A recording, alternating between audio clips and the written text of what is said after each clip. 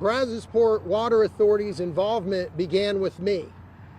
I received a phone call about 9:30 Friday night with great concern and great enthusiasm of fear from the governor's chief of staff saying, there's a problem with the water in your community and we need to talk to those who operate the system so we can protect your community. There was confusion.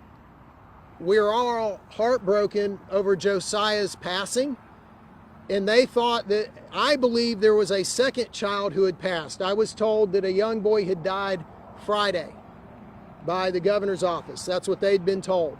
And I thought we had now lost a second young person in our community, and the governor's office had been led to believe it had happened Friday. So I said, Ronnie Woodruff, the general manager at Gulf Coast Water Authority, at Brazosport Water Authority, is a first-class leader in our community. Let me get him on the phone. So I called Ronnie. We had him on the phone. I said, Ronnie, the governor's office and TCQ need to tell you what's going on. Some tests have come back, and there's a concern. And he says, what do you want me to do? I said, we need to protect our community. He says, absolutely. That's what I have to do. That's my job. And so immediately, Brazosport Water Authority, without asking questions, without saying this isn't my deal, this isn't my responsibility, they said in an abundance of caution, they issued the do not use to all of the communities they serve, all of them, because their first priority was safety.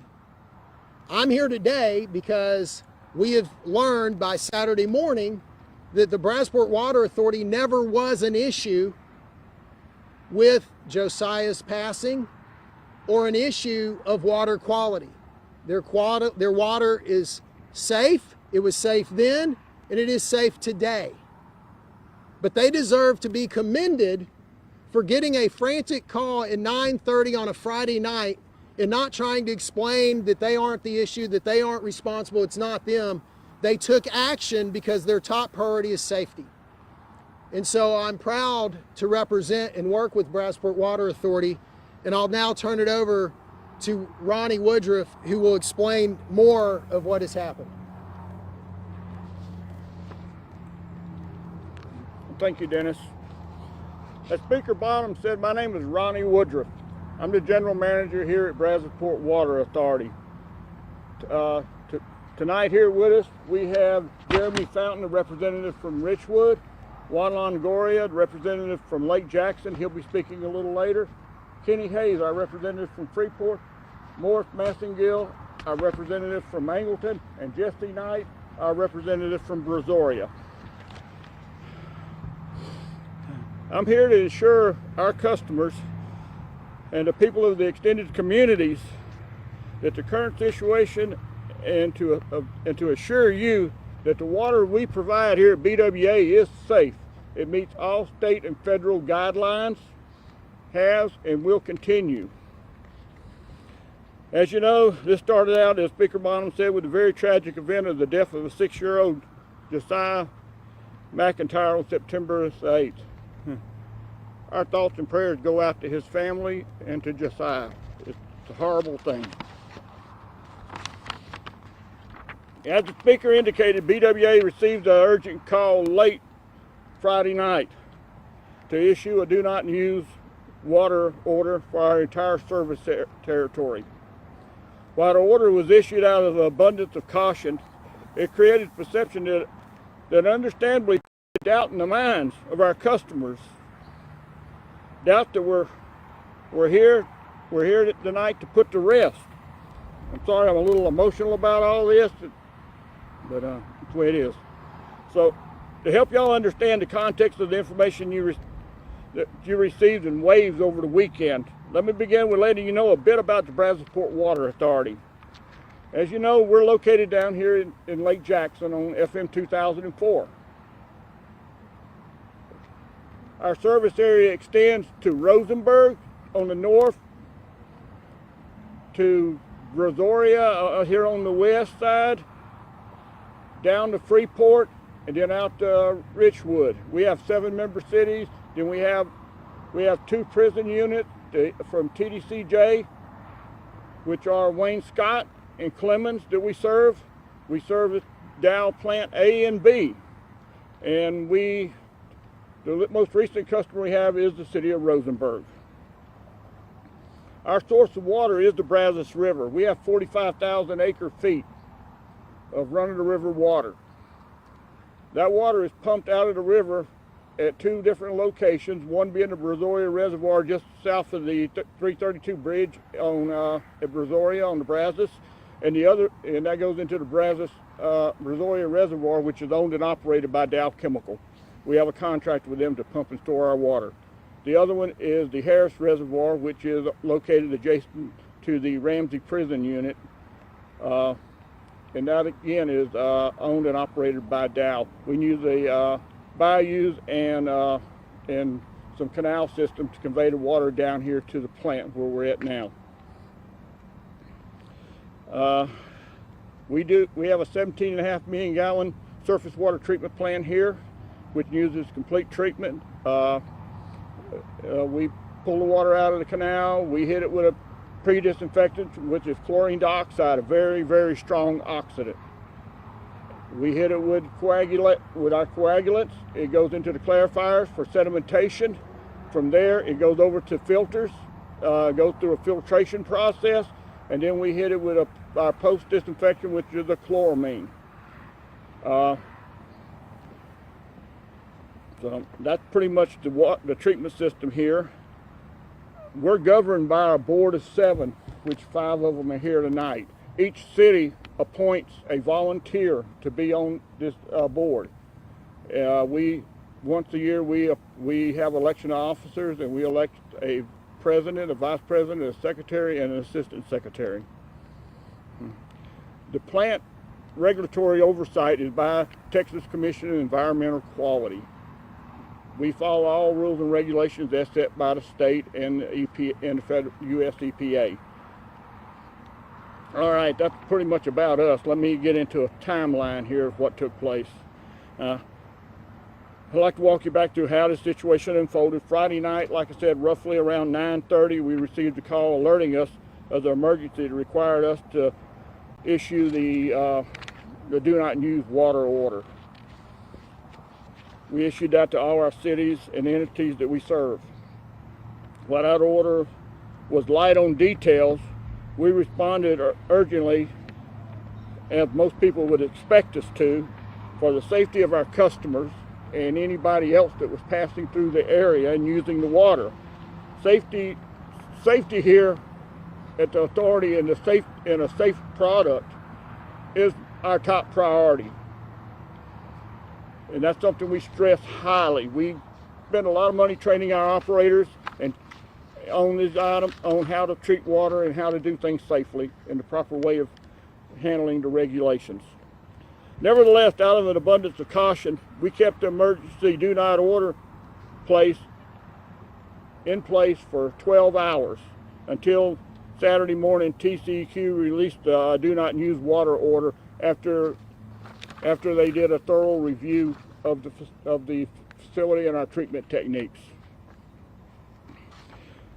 We now know that with a great deal of certainty that the water that BWA provides to all our customers is safe, and that the state of emergency efforts are being redirected specifically towards Lake Jackson's internal water system. This has been confirmed by TCEQ. So while it's clear that this is not and never was a BWA issue, we're doing everything we can to provide support. After all, these are communities around us that we serve and we live in, and we want to help. That is our commitment to our customers and our neighbors, and we'll always continue with that commitment. So to share in his perspective, I'd like to introduce our board president, Juan Longoria, who is also a representative from the city of Lake Jackson. Juan.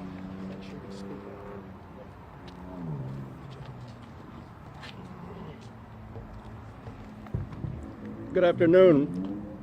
Thank you, Ronnie. Thank you, Dennis. I'm here today not only as a member of the board and president of the board, but also a member of this community. This hits very close to home. My wife and I live here, and we have 2 daughters and family that also live here. I want to applaud the leadership of the Brazosport Water Authority with the speed and professionalism which they acted when they first came to when the first phone call came in. And this came in late Friday. Our dedicated BWS staff has been working 24/7 on this water issue. Like everyone in the community, I'm concerned about the water issues, but as a member of the board, I can assure you that the problem which originated outside of our system does not extend beyond the Lake Jackson area. The other cities and entities served by the authority can have confidence in the quality of the water that the Brazosport Water Authority is delivering. I want to thank the Governor's Office, TCEQ, and Dennis for moving so quickly to ensure our safety. And I want to assure our neighbors that BWA is a committed member of this community which puts public health and safety above all else. The water we're delivering is pure and safe and meets all federal and state guidelines. And this impacts not only me and my family, but everybody. And so we're here to just work with the authority and the rest of the people in the community to continue to serve them. And I open it up for a Q&A. Let me get this out of the way.